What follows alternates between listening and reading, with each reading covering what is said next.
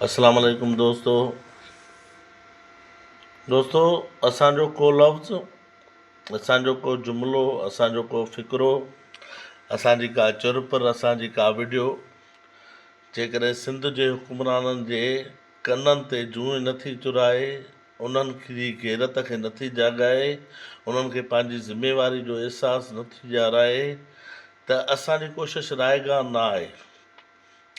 असां पंहिंजी कोशिशि कयूं था त उन्हनि खे वक़्तनि फ़वक़्तनि ॿुधाईंदा रहूं त तव्हां नाल हुकुमरान आहियो ऐं तव्हां नाल जीअ सिंध ते मुसलत थी सिंध जो नुक़सानु कयो आहे, फ़ाइदो न ॾिनो आहे। असां ही वीडियोज़, ही चवणु, ही आखिणु, ही लफ़्ज़, ही जुमिला, ही फ़िक्रा उन लाइ चऊं था त इहा तारीख़ जे रिकॉर्ड ते हुजे त सिंध जे बचे खां वठी सिंध जे पके पोड़े ताईं सभिनी सिंध जे हुकुमराननि जूं अखियूं खोलण लाइ उन्हनि खे यादि ॾियारायो त तव्हां नाल आहियो ऐं नाल ई तव्हांजी नाल ई सिंध ऐं सिंध जो माण्हू भोॻे पियो। दोस्तो, हुकूमत जो मतिलबु हूंदो आहे गवर्नेंस, चेक एंड बैलेंस, पर को बि चेक एंड बैलेंस न आहे, का बि गवर्नेंस न आहे, का बि कंहिंखां पुछा न आहे। न क्वालिटी कंट्रोल अथॉरिटियूं कमु कनि थियूं, न प्राइस कंट्रोल अथॉरिटियूं कमु कनि थियूं। टाउन कमेटियूं ऐं मार्केट कमेटियूं त वॾेरनि बोतारनि वटि यरगमाल भरियल आहिनि।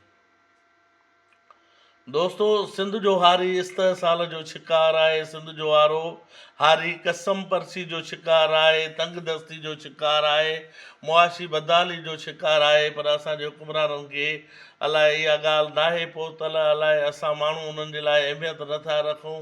असांजा जेके ख़दशात आहिनि, असांजे जेके पंहिंजो जेके तकलीफ़ूं आहिनि उन्हनि खे अहसास में न आहिनि, उन्हनि जी सम्झ में न आहिनि, उन्हनि जे कंहिं पैनल ते न आहिनि।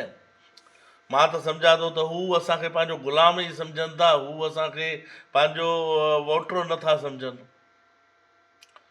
दोस्तो, सिंध जो हारी सिंध जो आबादगार भोॻे थो इन मामले में त ॿिज भाण ब्लैक ते ॿिज ऐं भाण ब्लैक ते वठे थो। केरु पुछण वारो कोन्हे, कंहिंखां केरु चवण वारो कोन्हे, केरु को DC, को AC, को हुकुमरान, को अदलिया जो माण्हू, कंहिं ॿी वस वारी कुवत, केरु कंहिंखां पुछण वारो न आहे। ॼण सिंध इन मामले में सुंढ थी वई आहे।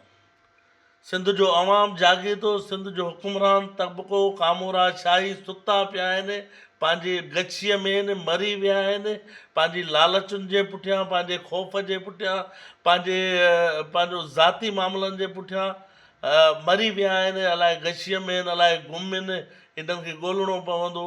पर तेसि ताईं सिंध जो आबादगार, सिंध जो हारी तबाह ऐं बर्बाद थिए पियो। हिन वक़्तु मामिलो इहो आहे त ॿियनि मुल्कनि जूं, सुधरियल मुल्कनि जूं हुकूमतूं मार्केटूं ठाहींदियूं आहिनि त ॿाहिरी दुनिया सां तव्हां राब्तो कयो, आलमी मंडी सां तव्हां डायरेक्ट वापारु कयो।